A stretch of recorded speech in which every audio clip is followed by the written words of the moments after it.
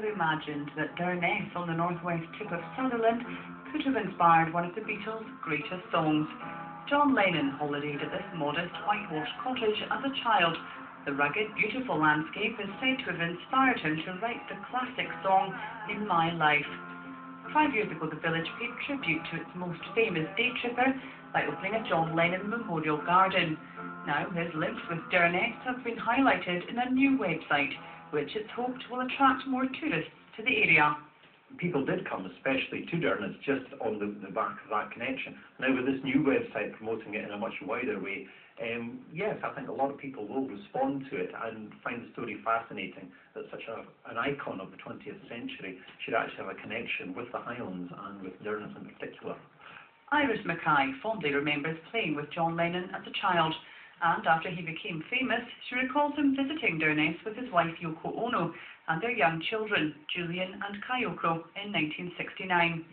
But that family holiday was marred after they were involved in an accident on one of Sutherland's long and winding roads and ended up receiving treatment at the Lawson Memorial Hospital in Golspie. He came after he became famous. He came a couple of times after that. First time with Cynthia and Julian, and then the next time with Yoko.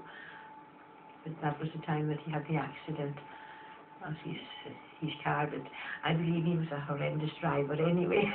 Now roads are not just the best.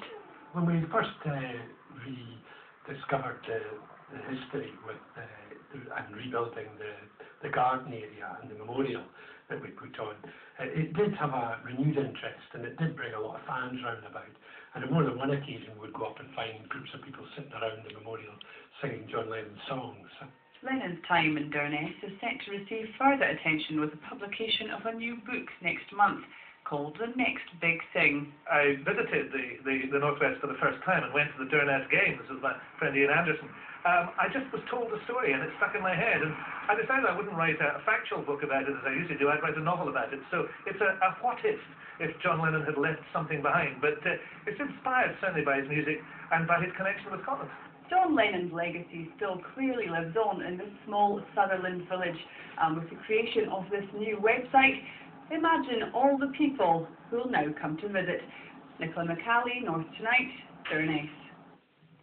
That's certainly a beautiful place. Time now for sports and